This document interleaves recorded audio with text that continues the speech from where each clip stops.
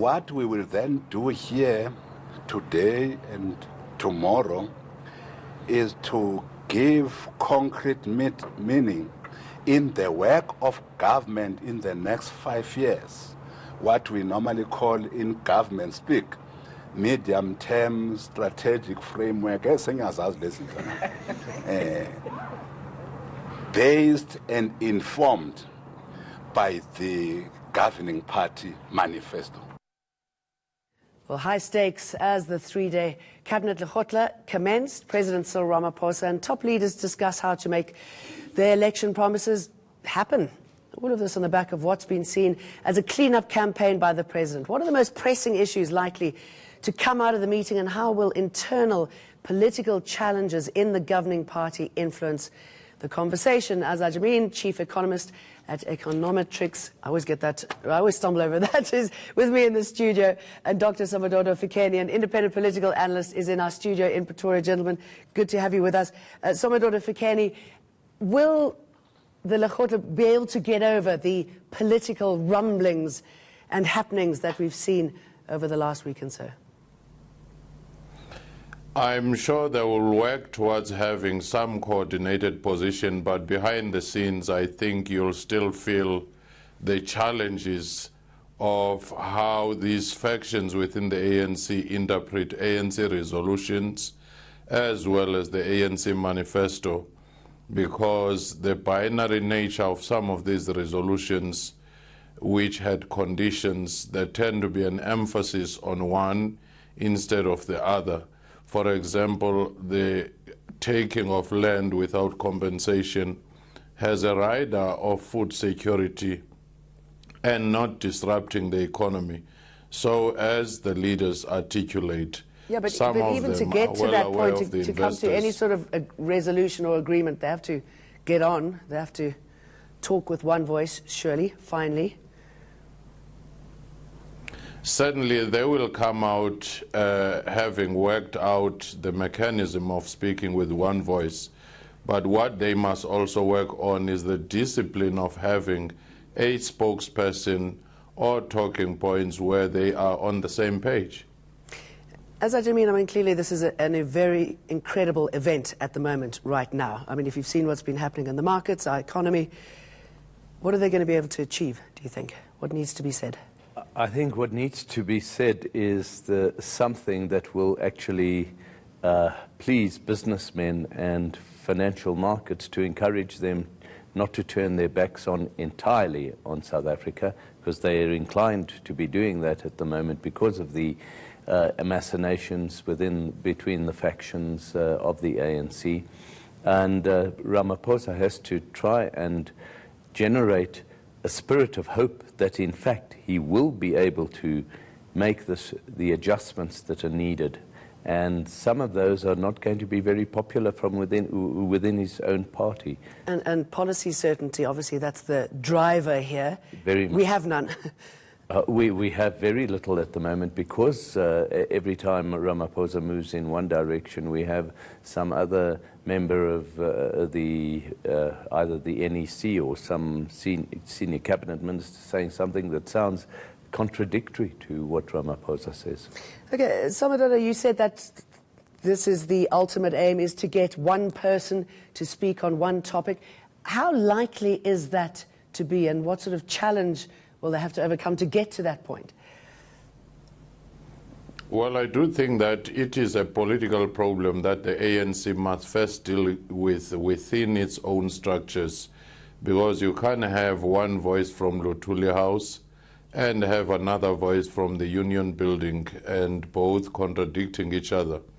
And that in itself, I think it's a political problem that they will have to deal with, because even if they came out singing from the same tune in the cabinet lekgotla, as long as the ANC itself is contradicting that position, it will not bring the certainty that the investors, that the public is looking for. And I mean, what we saw recently is that members of the party, high-ranking members, Ace Magashule, are prepared to bring the country down, to bring the economy down in his own political interests. I mean, that's a pretty negative message for anyone who wants to put money in this country. Without a doubt, that's a very negative message, and we saw the reaction immediately with the rand. But the rand is a shock absorber. It moves up and down depending on down sentiment. 1% again today. But what is much worse is that the fact that the rand fell tells you that people are dissuaded from wanting to invest in the country. And we need that investment for higher economic growth. And the more that the ANC continues battling within itself, the less investment we will get, the less economic growth, the higher the rate of unemployment. And is it the fact that they don't get that, or just that the bickering is just too, I don't know, enticing, attractive? I think in certain instances they don't get it. In other instances, personal interests are more important than the interests of the country or even the party. I mean, Salvador, in the last year we had these fantastic job summits and, you know, great pictures and big promises. The promise of 290 billion investment. I mean, that hasn't happened. Look what happened to the GDP. Where do you think the party got it wrong here? Where did the government go wrong? Well, I doubt anyone would have expected that they would call the summits and immediately you start seeing the turning around, because some of the investors might have been waiting for elections to see who wins and whether there is a commanding majority to allow the ANC to implement what they were promising. So it must be seen as a medium to long-term approach. But also they would be looking at the sixth administration and see how they try to interpret and translate and implement some of the policy postures that come from the ANC manifesto. I mean, that big number, lots of promises in there. It clearly hasn't happened if you look at what's happened to the GDP. And even more dramatic is the $100 billion over 5 years. It clearly hasn't happened. And look, it's not. Investment takes time.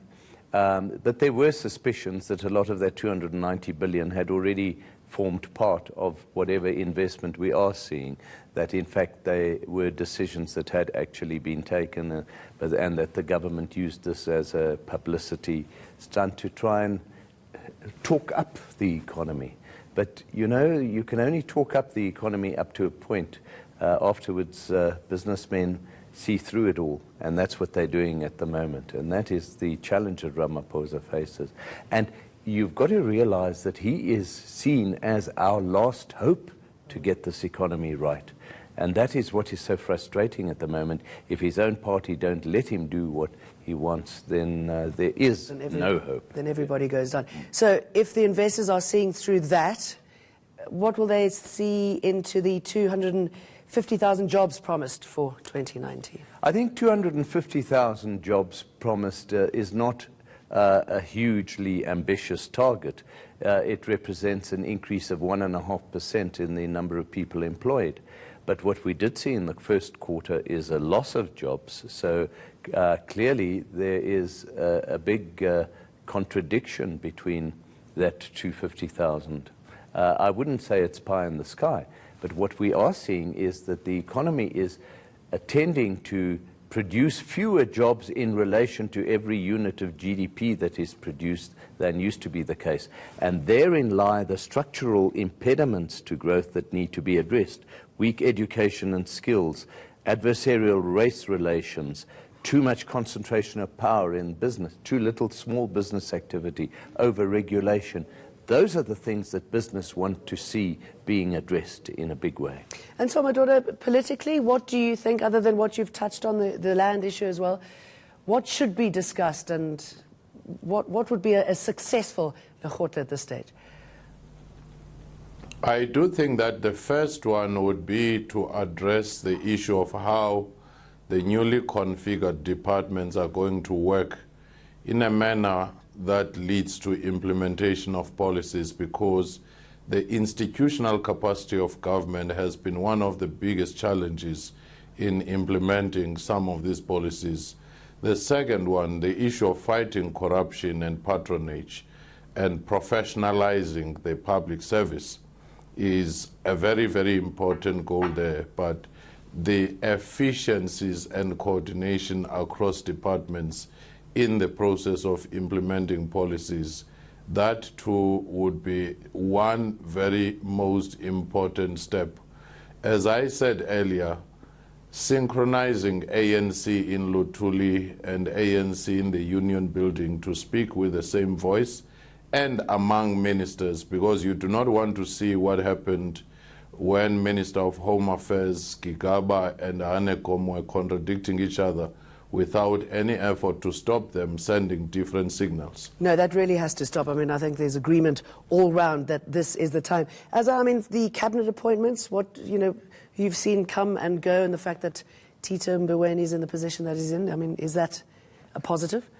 From the investment community, the continuation of Tito Mboweni as Minister of Finance and of Pravin Gordhan as Minister of Public Enterprises was generally well received. Whether one believes that those were the correct appointments or not, those did give a little bit of solace, and we saw the Rand appreciating slightly on the announcement of those.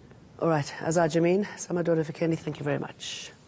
Now, the public protector is under attack on multiple fronts. Some are accusing her of playing politics and incompetence. Others say she's simply doing her job and holding the powerful accountable. Which is it?